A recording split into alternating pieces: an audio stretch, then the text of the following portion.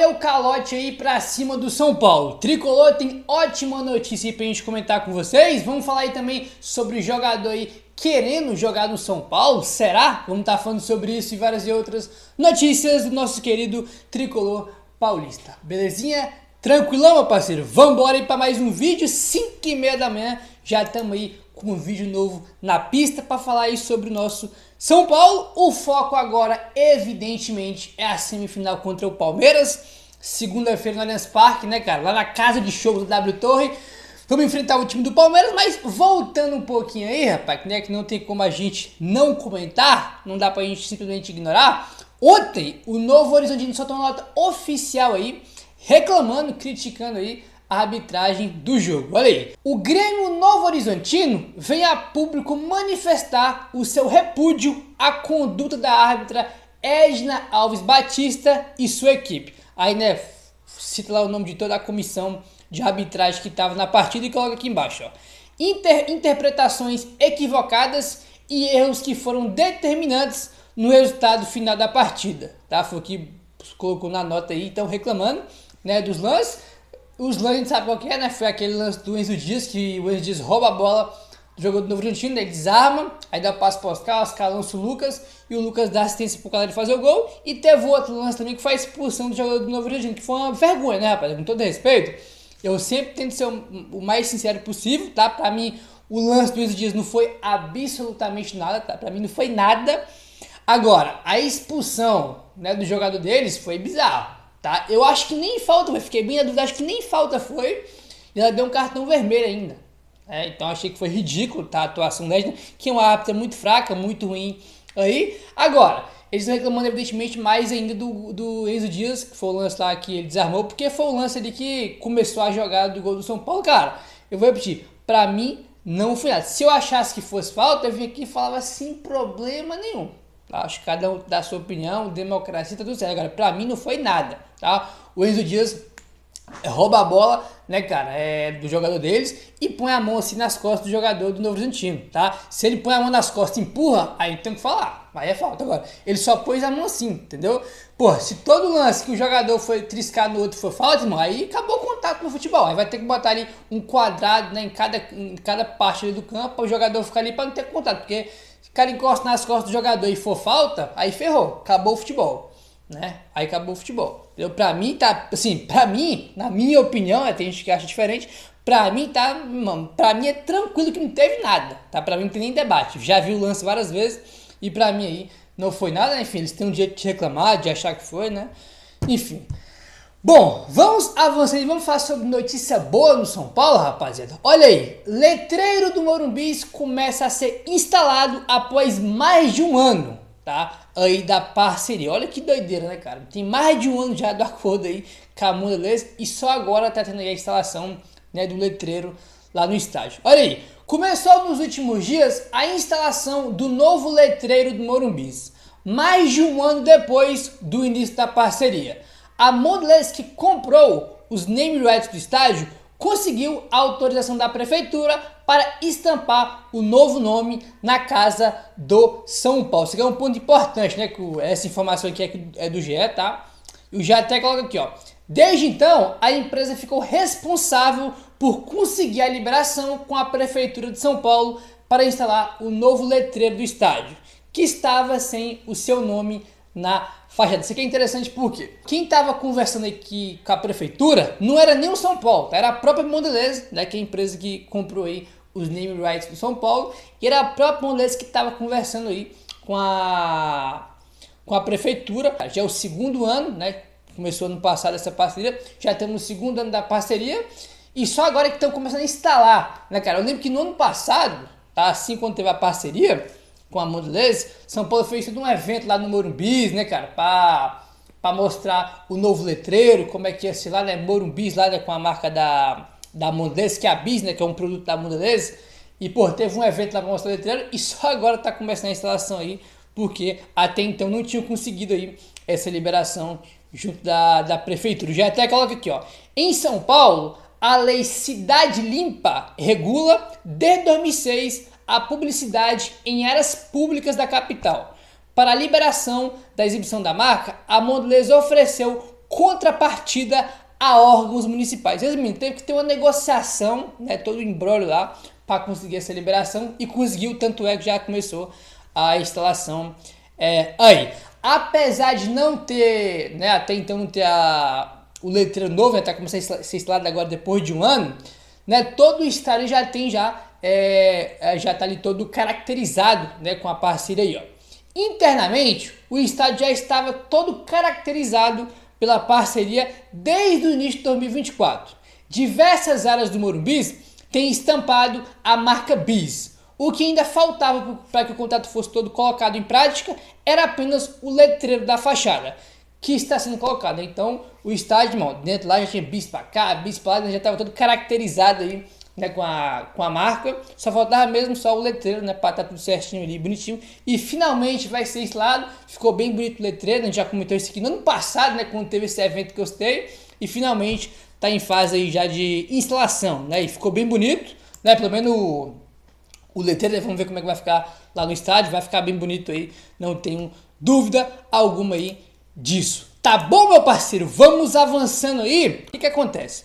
O zagueiro do Brighton, chamado Igor Júlio, ele postou um story no Instagram dele, no CT do São Paulo. Tava com o uniforme do São Paulo, tava na estrutura aí do São Paulo. Ele tá se recuperando de uma lesão e tava aí usando a estrutura do São Paulo. Ele chamou a atenção isso, porque, pô, como assim? O cara joga no Brighton, do nada lá no São Paulo, usando o CT do São Paulo, com o uniforme de treino do São Paulo, né? A gente comentou com vocês sobre isso ontem, que ele tá usando as instalações de São Paulo. E uma curiosidade sobre ele é que é o seguinte: primeiro, que o São Paulo não tá contratando ele, pra deixar claro, né? Porque, pô, o cara tá com o uniforme do São Paulo, é do São Paulo. Não, até porque ele tem contrato com o Brighton, jogador bem caro, ele não vai vir pro São Paulo agora, tá? Não vai ser que nem o Cedric Soares, por exemplo, porque o Cedric tava livre, o que não é o caso do Igor Júlio, muito pelo contrário. O cara tá na Premier League, é caro pra caramba, então ele não vem pro São Paulo, mas tá usando aí a estrutura do São Paulo. E uma curiosidade é o que? Lá em 2022, tá?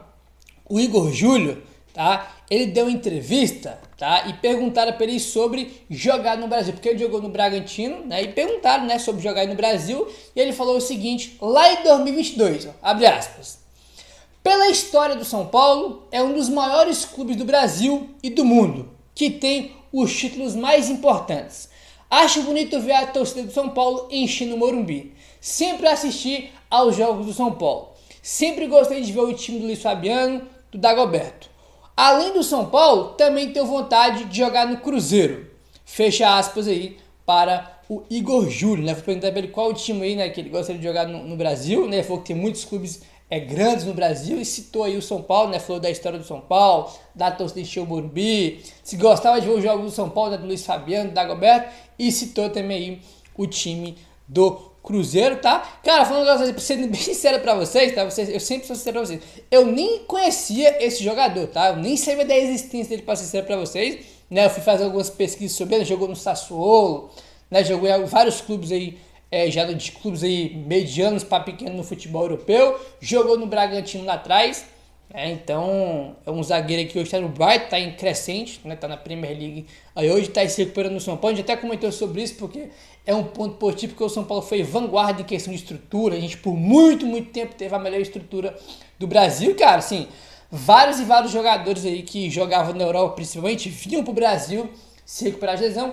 e usava as instalações do São Paulo, porque era revés, pô, tal jogador tá machucado, vai vir usar a estrutura do São Paulo, que é a melhor do Brasil. Isso sempre aconteceu. Então, quando você vê que tem jogador, pô, da Premier League vindo pra cá, eu acho que isso é legal, né? Senão que a nossa estrutura aí, acho que tá melhorando cada vez mais. Acho que isso é um ponto muito bacana, muito legal, né? Porque o São Paulo sempre foi vanguarda e sempre teve isso no São Paulo aí. Isso, evidentemente, que se perdeu aí nos últimos muitos anos com gestões horríveis. São Paulo parou no tempo, ficou para trás aí em relação aos outros clubes, mas é muito bacana, né, isso aí. E quem sabe um dia ele vem jogar no São Paulo, tá? Como eu falei, eu não conheci ele até então, tá? Ele é jogador do Brighton, mas, cara, pô, o cara joga na Inglaterra, né? Apesar de não ser o City, o Liverpool, o cara joga no Brighton aí, né? Que por muito tempo aí foi time competitivo, nem sei como é que tá agora na Premier League, mas, pô, vier pro São Paulo um dia seria bem-vindo aí, né? Deve ser, como eu falei, não conheço, mas deve ser bom jogador. Aí o Igor Júlio, né? Ele que é zagueiro. Aí, bom? Enfim, você conhece o Igor Júlio? Já viu jogar? Deixa aí embaixo nos comentários, quero saber sua opinião sobre ele, porque eu, né, sobre o jogador não tenho muita opinião aí sobre ele não, porque eu nunca vi jogar, mas quem sabe um dia pode vir jogar no São Paulo, como ele mesmo falou Aí, tá bom? Vamos avançando aí, meu parceiro. E o negócio é o seguinte, vamos falar aí sobre dívida, né, aí do Vasco. O negócio é o seguinte, segundo a ESPN, o Vasco deve cerca de 7 milhões de reais ao São Paulo, né? E sabe-se lá quando que o Vasco vai pagar aí o São Paulo, até, né, quebrar a cabeça aqui para lembrar de que era essa matéria da ESPN, acabou que a ESPN não citou aqui o que é, mas imagina que deve ser do Léo Pelé, né? O São Paulo vendeu, né, o Léo Pelé pro Vasco, o Vasco utilizou o zagueiro aí por anos, passou pro Atlético Paranaense e até agora não pagou o jogador. Tu pega um jogador, usa, repassa pro outro time e não paga, né? O cara tá no Atlético Paranaense já, até agora o São Paulo não recebeu aí, né? O São Paulo recebeu, acho que foi uma ou duas passadas só do Léo e nunca mais recebeu aí o resto. O que acontece? A ESPN, né, contextualizando aqui, fez uma matéria aqui dizendo o seguinte, ó: Vasco deve mais de 87 milhões a clubes brasileiros, né? Aí fez a lista aqui, né? E o São Paulo tá lá embaixo, né? Com, né, tendo para receber 7 milhões do Vasco. O ESPN não especificou de que é. Imaginou que deve ser do Léo Pelé, né, cara? Aí só pra gente arredondar aqui o assunto, cara, olha que bizarro isso aqui. Matéria da ESPN botou aqui. O Vasco deve aí mais de 26 milhões pro Inter, deve aí mais de 12 milhões pro Galo, deve 10 milhões pro Corinthians, 10 milhões pro Atlético Paranaense, deve 8 milhões pro Nova Iguaçu, né, deve 7 milhões pro Americano do Rio de Janeiro, 7 milhões pro São Paulo, deve pro Bragantino, pro Flamengo, pro Cruzeiro. Cara, isso aqui, tá, é o reflexo do que é o futebol brasileiro. O que é muito triste, né, porque o Brasil tem muito jogador bom, tem muito clube grande, né, cara? Pô, o Brasil tem uma porrada de time grande aí. Pô, tem torcidas espetaculares e, infelizmente, né, cara, a gente precisa melhorar em muitos aspectos. E um dos principais, tá, pra gente um dia chegar perto do futebol europeu, é isso aqui, né? Porque a gente tá citando aqui o Vasco, mas, cara, todos os clubes brasileiros devem os outros, né? E, pô, tu vai olhar um time especificamente, pô, deve 10 times, o outro deve 11 times, o outro time deve para todos os times. Cara, é uma bizarrice. O futebol brasileiro, cara, é um futebol que todo mundo deve para todo mundo atrasa, todo mundo dá calote. E por isso que o futebol brasileiro, um dos motivos, né, que deixa bastante a desejar, é isso. O São Paulo comprou, por exemplo, vamos citar também o nosso time agora, né? O São Paulo comprou o Ferreirinha do Grêmio, não pagou o Grêmio, o que é uma vergonha, né? Um negócio ridículo aí, né? Que é o famoso calote, entendeu? Tu tem teus compromissos ali, tu não paga.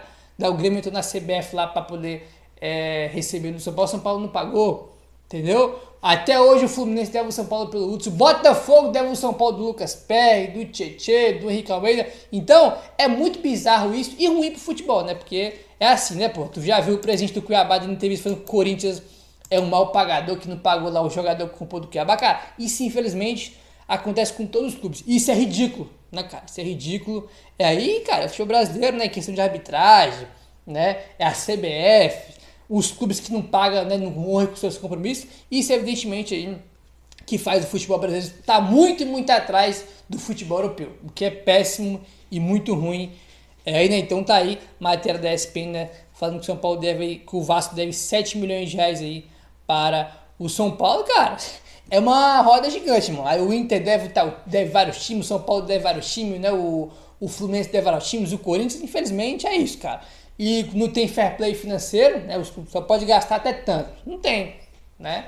Então, os clubes devem Deus e o mundo. Não tem uma punição caso não cumpra o acordo, né? Pô, tem tal dia para pagar. Se não pagou, não tem punição, né? Fica por isso mesmo. Por isso todo mundo deve todo mundo não paga ninguém. E todo mundo tem dívida de 700, 800, 1 bilhão, 2 bilhões de dívida, né, cara? Então, é uma bagunça o futebol brasileiro. Tá? É uma bagunça o futebol brasileiro que é muito ruim, evidentemente, para todo mundo, né? Para todo mundo. Aí, tá? Vamos enfrentar o Palmeiras na próxima segunda-feira. E, rapaz, a gente vem enfrentando o Palmeiras aí quase todo ano, né? Falando só do Paulistão, olha só. São Paulo e Palmeiras se enfrentaram 5 vezes nas últimas fases de mata-mata do Paulistão neste século, tá? Neste século, a gente enfrentou o Palmeiras na semifinal do Paulistão em 2002, São Paulo venceu, se classificou. Em 2008, o São Paulo foi eliminado, né, na semifinal aí pro Palmeiras. Em 2019, na semifinal, o São Paulo se classificou, né, venceu o Palmeiras, que foi aquele jogo lá, né, que Carneiro fez 2 de cavalo, a gente eliminou eles e na final acabamos perdendo pro Corinthians ainda, tomamos gol aos 43 do segundo tempo, triste aquela final. Inclusive foi o último ano que teve os 4 grandes na semifinal. Lá em 2019 a gente conseguiu eliminar o Palmeiras do Allianz Parque. Coincidência ou não? Enfim. Em 2021 teve a final que a gente foi campeão, saímos do jejum, né? Vencemos aí o Palmeiras. Em 2022 a gente venceu 3x no Morumbi e tomou aquela virada de 4x0, ridículo e inacreditável, né? Então, no século, tá 3x2 pro São Paulo, né? Vencemos em 2002, 2019, 2021. E eles venceram a gente em 2008 e em 2022. Então tá no século pelo Paulista 3x2 aí para o São Paulo. Normal, né, rapaz? Em mata-mata a gente sabe que eles tremem aí pra gente, sem contar, né, aqui é só do Paulistão, que é o campeonato que a gente vai jogar contra ele semana que vem. Fora que, né, teve o quê? Teve, lá em 21, a Libertadores, que a gente tomou 3x0 e foi eliminado, né, tomamos um cacete no segundo jogo, fomos eliminados aí da Libertadores, se não me engano foi a primeira ou foi a segunda vitória do Palmeiras em Libertadores contra o São Paulo, né, que eles têm péssimos números em Libertadores contra o São Paulo. Aí tivemos 22, a gente eliminou eles na Copa do Brasil nos pênaltis. Em 23, fomos campeões da Copa do Brasil eliminando eles, né? Vencemos tanto no Morumbi, tanto no Allianz Parque. E depois tivemos aí a Supercopa do Brasil, que o São Paulo também ganhou nos pênaltis. Então, né, Paulistão ou não, irmão, quando é mata-mata, quando é jogo eliminatório, São Paulo tem aí, cara, assim, é uma surra, né? Tipo assim, os caras ganharam do São Paulo em mata-mata 4 vezes na história. Né, o São Paulo tava, né, nem sei mais quanto o São Paulo tá, ainda não tenho aqui o número exato, porque, irmão, é uma surra, né? Então o São Paulo tem ótimos números aí e esperamos que isso se repita na próxima segunda-feira aí, né, que é só um jogo só lá eu ia falar na casa deles, né, mas lá na casa de show da W Torre. Meu parceiro, se inscreve no canal, deixa o like, valeu, tamo junto e saudações tricolores.